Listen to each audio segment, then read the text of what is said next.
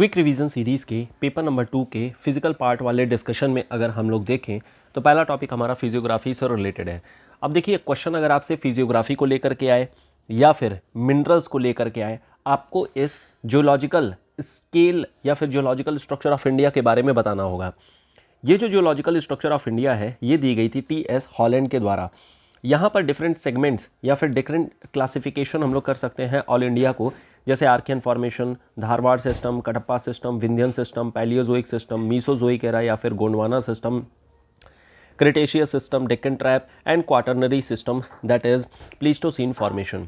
Archaean system में हमें अलग अलग तरीके के मिनरल बेल्ट देखने को मिल जाते हैं या फिर फिजियोग्राफिक बेल्ट देखने को मिल जाते हैं, जैसे बंगाल ग्नीस, बुंदेलखंड ग्नीस, नीलगिरी ग्नीस। फिर इसी तरीके से धारवाड़ में champion series, Chilpi series, iron ore series, Rialo series, Sausar series, Champaner series, Closepet series, khondalite and Sakoli.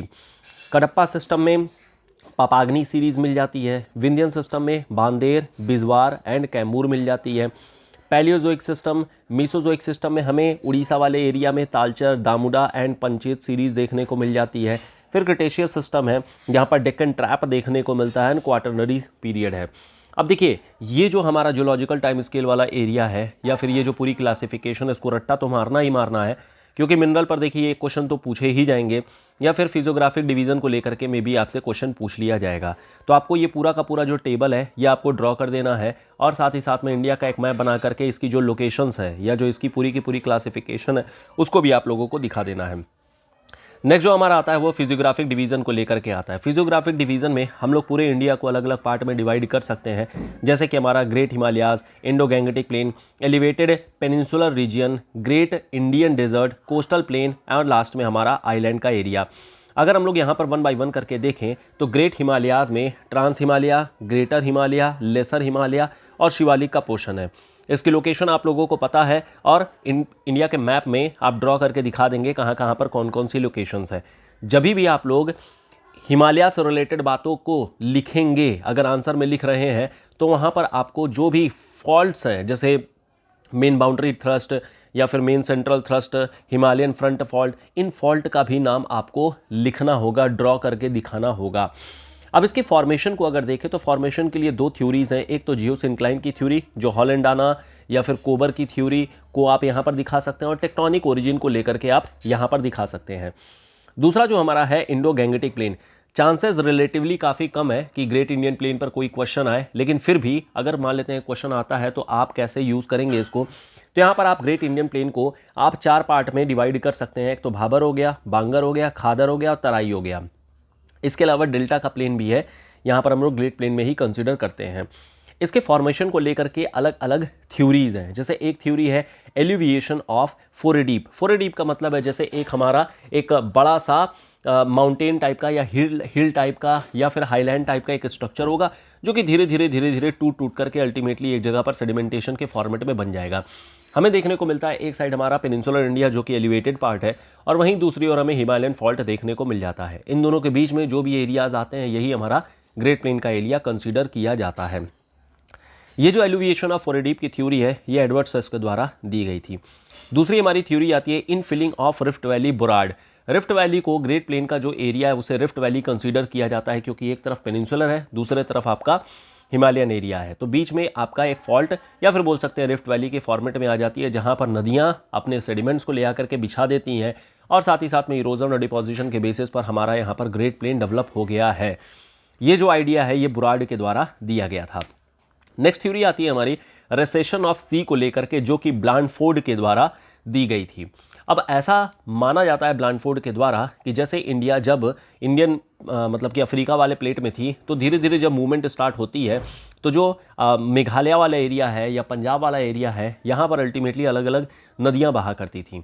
ये नदियाँ जैसे जैसे अल्टीमेटली ये यूरोपियन प्लेट में जा करके टकराना शुरू कर देती है तो ये जो सीज़ हैं वो धीरे धीरे यहाँ से रिसीड करना शुरू कर देती हैं, यहाँ से हटना शुरू कर देती हैं और हटने की वजह से फिर यहाँ पर बीच में एक पूरा का पूरा जोन बन जाता है जिसे हम लोग ग्रेट प्लेन के नाम से जानते हैं या जिसे हम लोग ग्रेट इंडियन प्लेन के नाम से भी जानते हैं।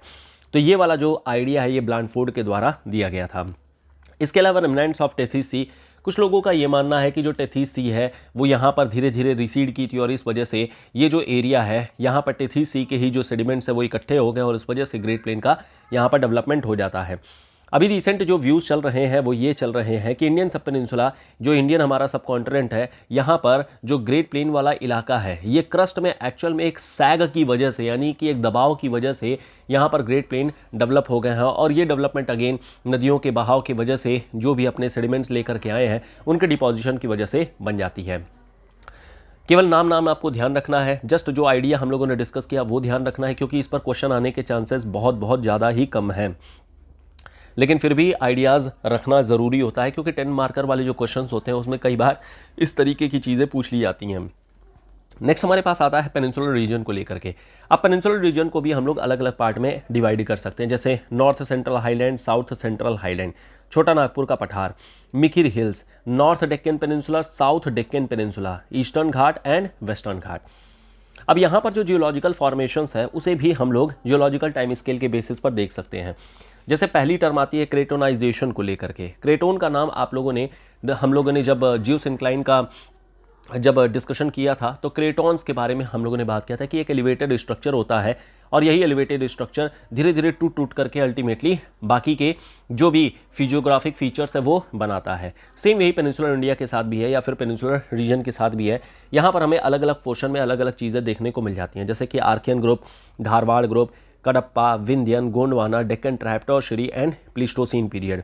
अलग अलग पोर्शन में अलग अलग एरिया का डेवलपमेंट हुआ था। जैसे आर्कियन में तमिलनाडु, नीलगिरी, कर्नाटका, आंध्र प्रदेश, महाराष्ट्र, छोटा नागपुर का पठार, वेस्ट बंगाल, उड़ीसा, झारखंड, छत्तीसगढ़, मध्य प्रदेश, मेघालय, इन सब एरियाज में छोटे छोटे स्मॉल डेवलपमेंट्स हुए थे। धारवाड़ के सिस्टम में कर्नाटक, छोटा नागपुर पठार, राजस्थान, अपर रीचेस ऑफ गोदावरी, कडप्पा में Godavari, Talcher series between Brahmani and Mahanadi, इसके अलावा राजस्थान का अरावली हो गया, विंध्यन में राजस्थान बिहार, गोंडवाना में तालचर दामोदा पंचेत सीरीज, डेक्कन ट्रैप हो गया। डेक्कन ट्रैप का लोकेशन आप लोगों को पता है, साउथ का पार्ट हो गया। जो हमारा टर्शरी सिस्टम है गुजरात, राजस्थान, मेघालय का पार्ट हो गया और प्लीस्टोसीन में गुजरात, कोंकण और मालाबार का पार्ट हो जाता है। आपको ध्यान रखना है कि जब ये आप टेबल बनाएं तो साथ ही साथ में एक इंडिया का मैप बना करके भी यहाँ पर जरूर दिखा दें। ग्रेट इंडियन डेजर्ट के बारे में आ जाता है तो आई डोंट थिंक कि इसको बताने की ज़रूरत है। जो ग्रेट इंडियन डेजर्ट है वो एक तो आप डिजर्टिफिकेशन के पोर्शन पर दिखा सकते हैं कि ये डिजर्टिफिकेशन हुआ है, जो कि अफ्रीका के जो सहारा डेजर्ट है वहाँ से अरेबियन पेनिनसुला और अरेबियन पेनिनसुला से फिर ये आकर के पाकिस्तान के साथ फिर राजस्थान का एरिया लग जाता है।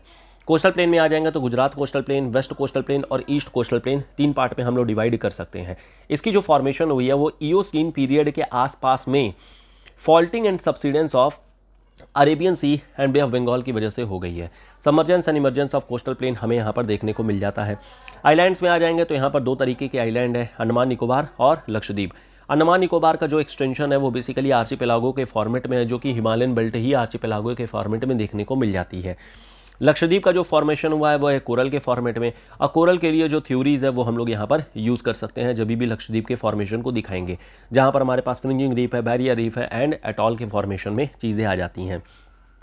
ये तो वो पोर्शन हो गया जो फिजियोग्राफिक डिवीजन्स को आप इंडिया में दिखाएंगे।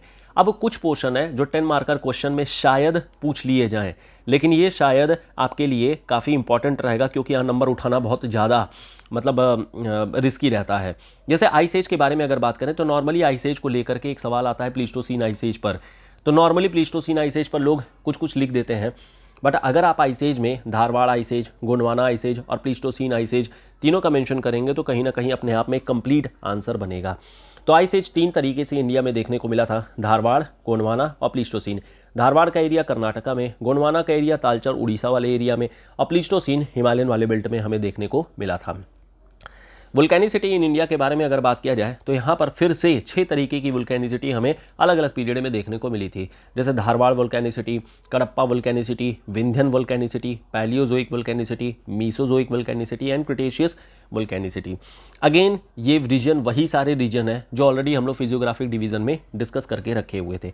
जैसे धारवाड़ में तो बसाल्ट ट्रेसेस इन डालमा ट्रैप झारखंड हो गया, कडप्पा में कडप्पा बीजापुर ग्वालियर का एरिया हो गया, विंध्यन में मलानी जोधपुर और किराना पंजन के एरिया में हो गया, पैलियोजोइक में कश्मीर, हिमाचल, कुमाऊं, उत्तराखंड हो गया। मीसोजोइक में राजमहल हिल्स हो गया, एबोर हिल्स हो गया। क्रिटेशियस वाले पार्ट में आ जाएंगे तो यहाँ पर नॉर्थ वेस्ट पेनिनसुला जो हमारा रिसेंट डेक्कन ट्रैप है यहाँ पर हमें देखने को मिल जाता है।